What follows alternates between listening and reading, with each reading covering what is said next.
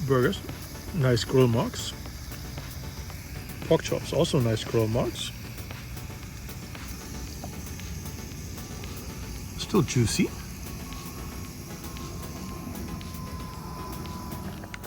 Alrighty, we're back at the park and we're hungry. And we're gonna be setting up. Today is a little different for our cooking. If you remember, the other day I was cooking and I was running out of cooking fuel, butane.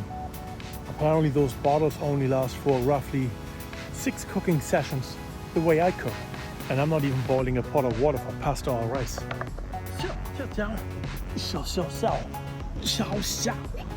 So, on the menu today are ground beef and thick cut pork chops. And we're using our standard seasoning of salt, pepper, garlic, and that's it. Platos. Alright.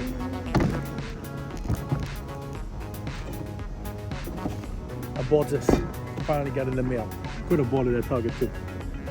It's a George Foreman tabletop grill. Hot plate grill if you want. And no, I haven't even opened it yet. Sent in the mail the other day. There we are. So apparently the beauty of this grill is that you can remove the heating element and then you can just wash the rest of it. Essentially, we are talking about being able to put the grill into a dishwasher. There it is. Beauty. So let's see. Remove control panel before washing. Okay. That's how easy it is. Did you even see that?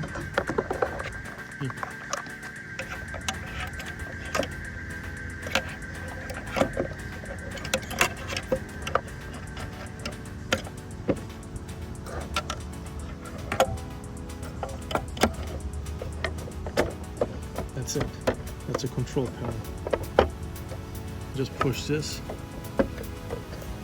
and it comes right off.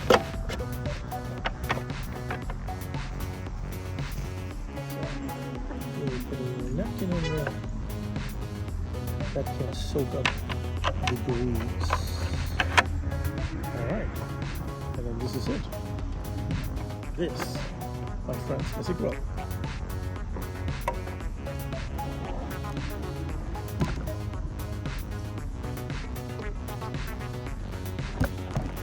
So we're going to be powering our little grill with our EcoFlow Delta. Turn the little piece on. Battery is fully charged. That's the beauty. And then turn on the inverter in the back. 1084. It's pretty high voltage. Right, so first the grill over here has this indicator light on that shows that the grill is properly inserted. This one shows 1085 watts being used. I believe this is a 1100 watt grill. So that one is nicely preheating as we speak. And because of that, we are going to season our meat.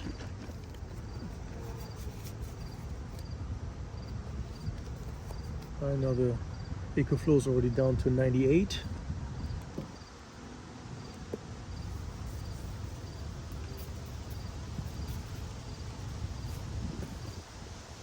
%.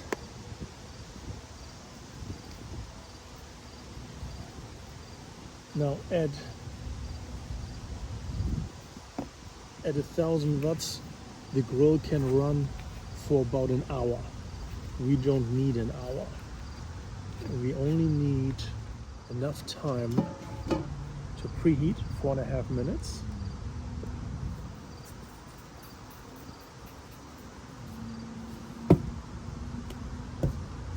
And then to cook, which, because it's a two-sided grill, shouldn't be that long. Okay, our pork nicely seasoned. You see that? Lots of pepper on there. Now we also want to season our ground beef.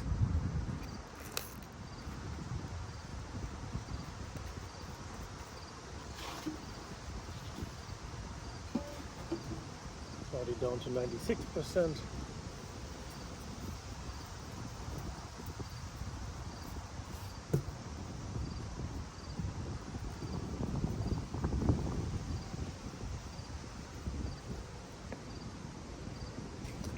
Here we put some garlic on too. It's a little windy now. Kind of nice that it's windy because this means, okay, green light is on. Oh. Alrighty. Green light is on. This is at 96% and no wattage is being used, which is excellent. So we're gonna do the open a dually and we put 1,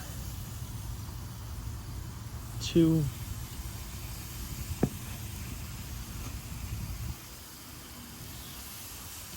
and 3 of these boys right in there. And they kind of fit perfectly. Close it up. Nicey. Right now we're going to keep an eye on the time. We don't have a secondary clock on us to use as a timepiece. What's the camera say? 12:27. So let's say it was 12 minutes when we put it in. So how long should we cook it? 4 minutes each side. But because it's cooking on both sides at the same time, does this mean it's only 4 minutes? But they're thick pork chops. Okay, now the delta's coming back on. It means it's trying to get more heat in there again.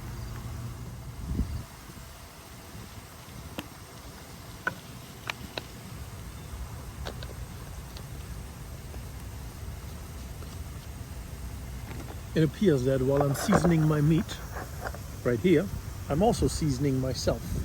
It's kind of funny. Push it down a little bit. Do I want more salt now? The salt is good. I can add more salt afterwards. Right? We don't want to over season our stuff. In particular, not with the salt. Now it's down to 92% and it's on the hot side. And it's been 4 minutes so far. Now what we want to do, we want to turn them over.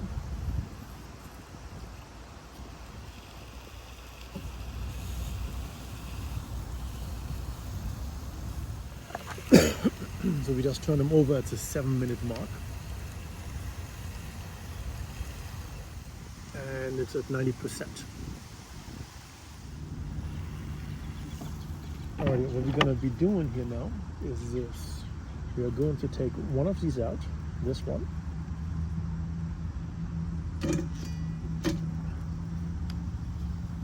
And spreading the other two a little bit. Just like that. And close it up again. Right. So we have our first one here. This was the one in the middle.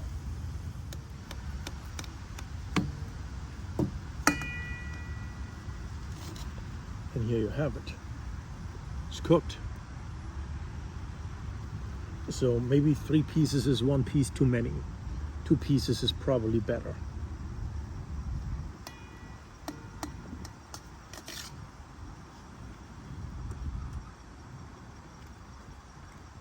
A delicious pork.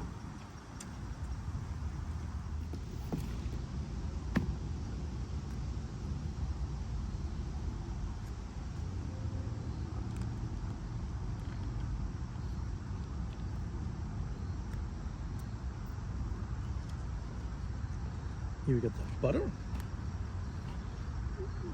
put on our pork chops. Because we have a grill and not a frying pan, we don't have any butter that we have right for cooking, right? So we gotta add our butter afterwards.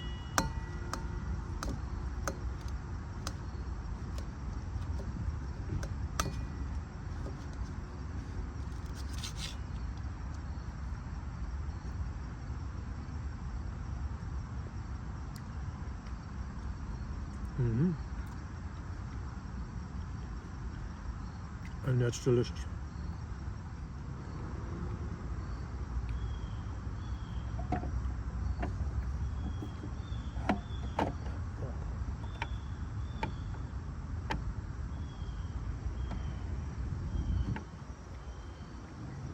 Okay. Oh, all right. I see what happened. The heating element came out. I guess it was still kind of plugged in, but it wasn't heating. Now I can hear it sizzling again.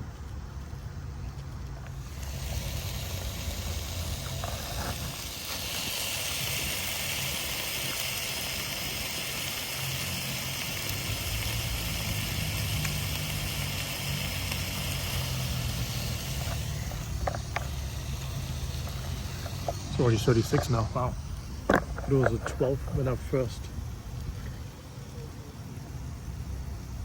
It was at the 12-minute mark, so it's 24 minutes later. Yeah, that's my bad. I did not pay proper attention to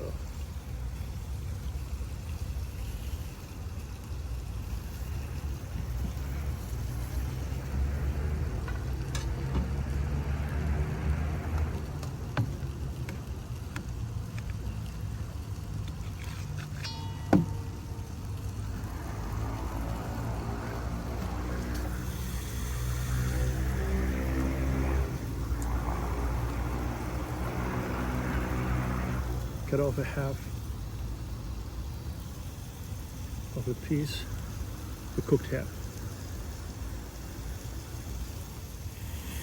So you got to be careful. This heating element, it has a tendency of coming out when you, I guess, pull or push, when you move the lid. That's unfortunate. It's kind of weird. I enjoy the fatty parts of the pork the most. I mean, it's not weird, but it's like an interesting observation.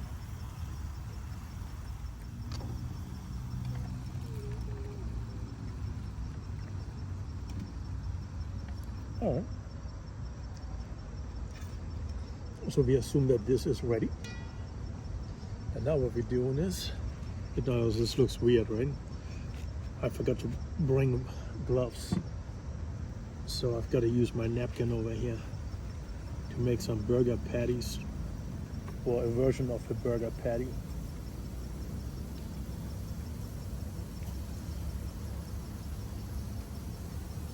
And then squish that down. All right, so it spreads nicely. And this shouldn't take too long to cook. It's heating again, probably because I had it open. What is the... It says 81%. Yeah, it's not surprising. I wasted some energy along the way by not having it plugged in properly.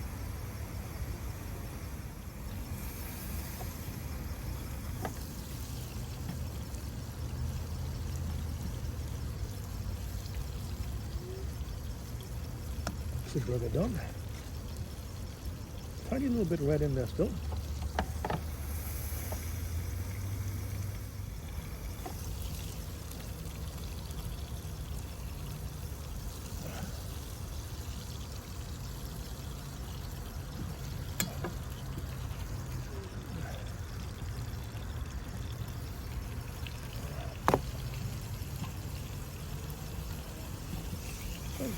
Push it down. Make sure the heating element is in.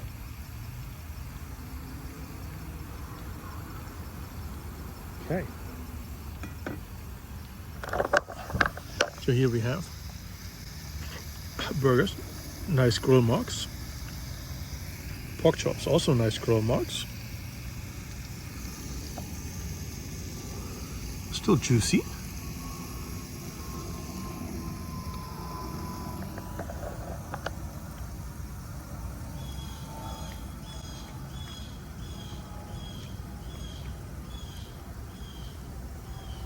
Nicely seasoned with salt, pepper, and garlic.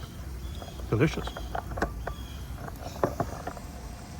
We're at the 47-minute video mark, which is total video time really for this meal. All the prep work, setting up, seasoning, prep, cooking, eating.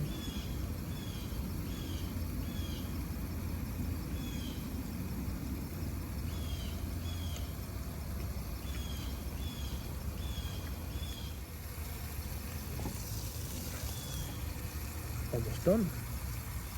There the heat goes off, and I think that was the last heating cycle. I can actually turn it off now too. I just let the residual heat do the rest of the cooking. So where are we?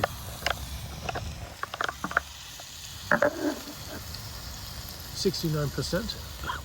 So we use roughly, let's say 70%, easy numbers. The battery is 130 watt hours. 1,300 watt hours, sorry. That means every 10% is 130 watt hours. So we use roughly 360 watt hours. Delicious meal. That means I can cook roughly 3 meals like this without recharging. And next time, when I know how to pay more attention to the heating element, not coming out in the back, I probably can do with less wasted heat. I think this is a success. The other day I had a subscriber comment on my video about a section where I ran out of fuel on my stove. And the subscriber said, have you ever considered or tried out cooking, I guess they call it cooking on an engine, right? Use the heat of a hot car engine to cook food. And no, I haven't considered that. I have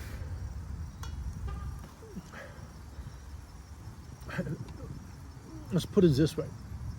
Now, you could probably, now it depends on the engine design that you have in your vehicle, right? If there is a part of the engine that is actually hot and flat and pointing up, so you can put a frying pan on top, you could potentially do something like cook an egg. There could be a way out if you just needed something, right?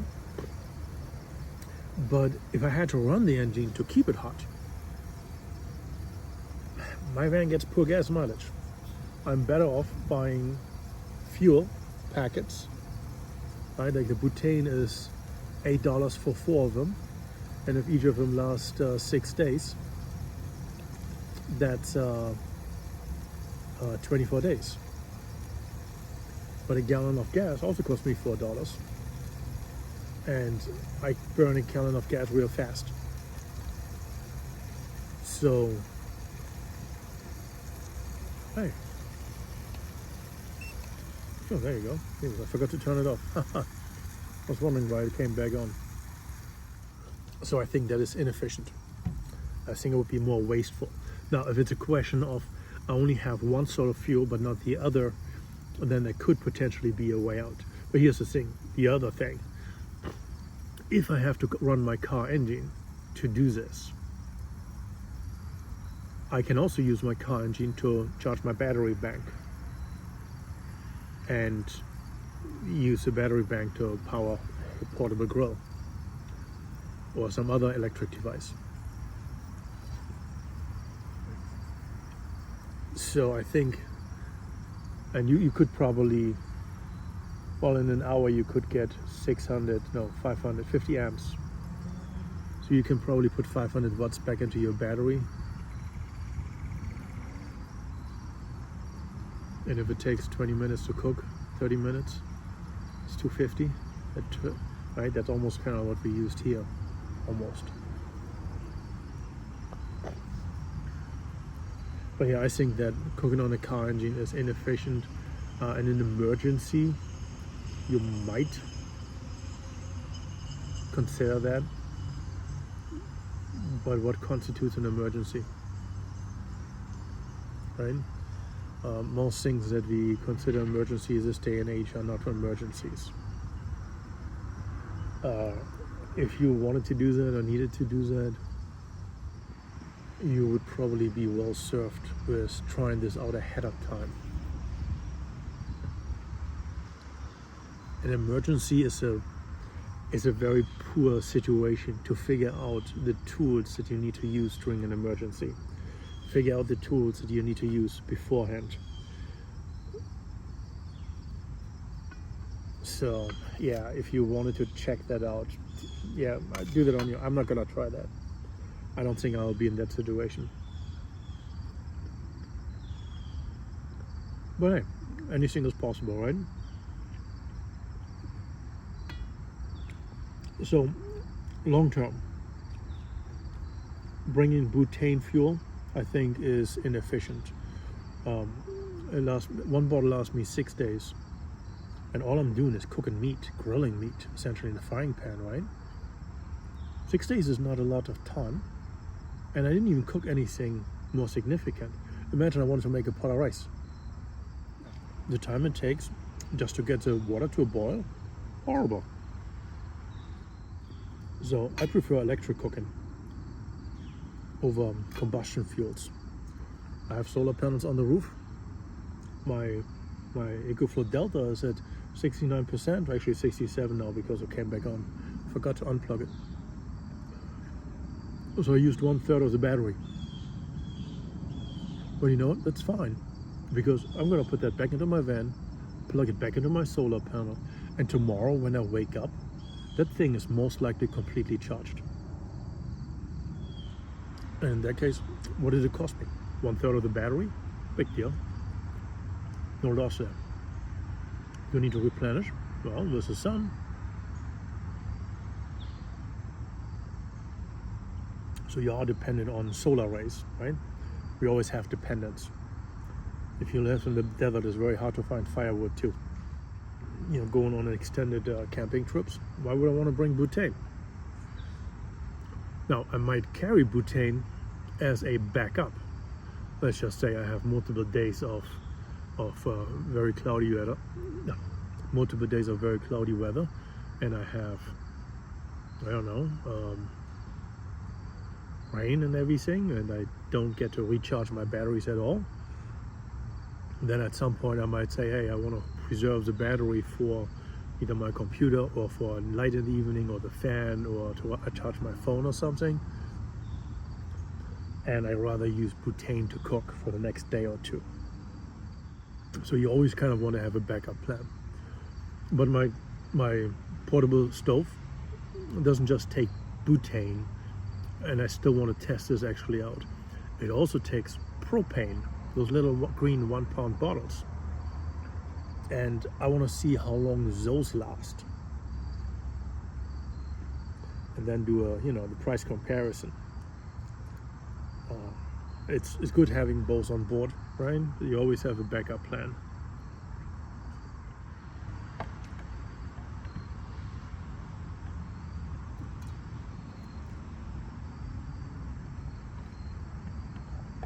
Close up.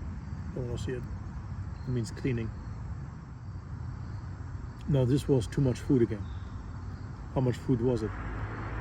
It was 2 1/4 pounds of pork chops, and it was 1 1/4, 1.15 something of ground beef.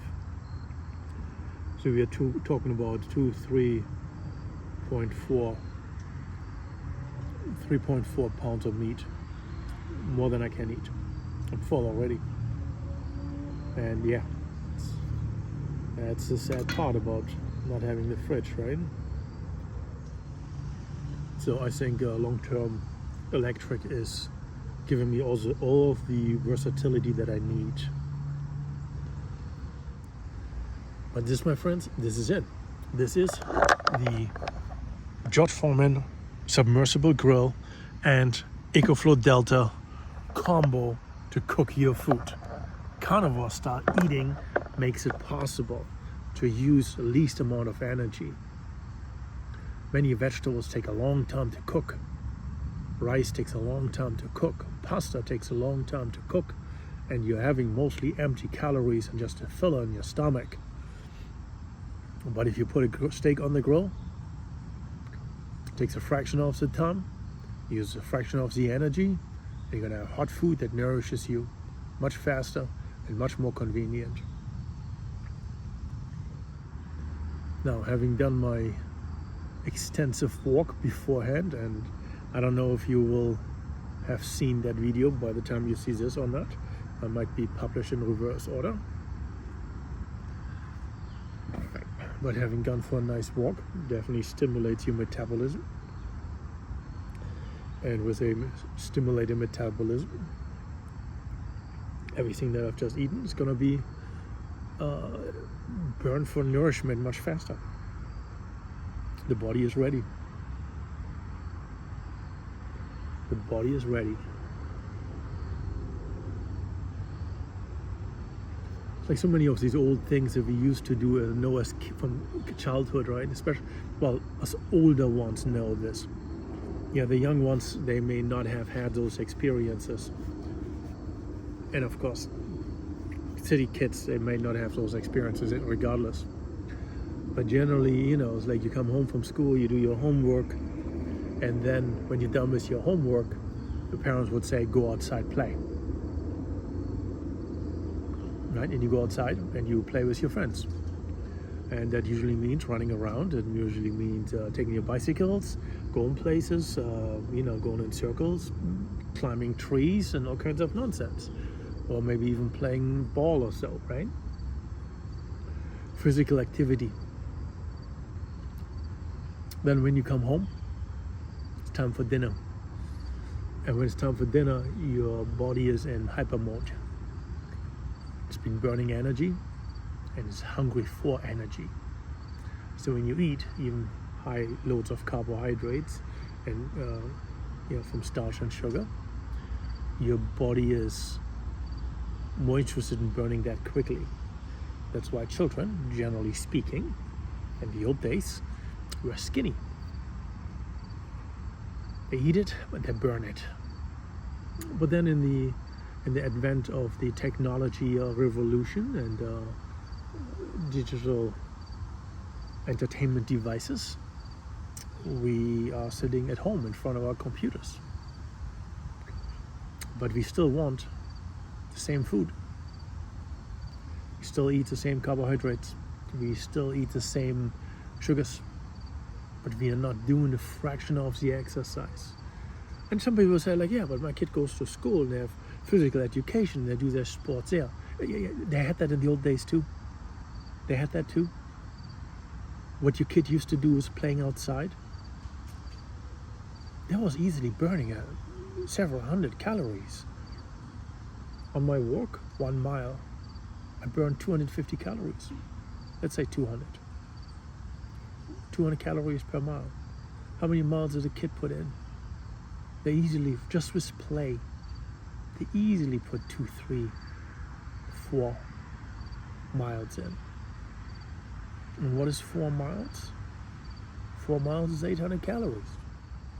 So they could afford eating all that bad food. Not that it was good for them or that it was okay to do so, but they were still able to get away with it.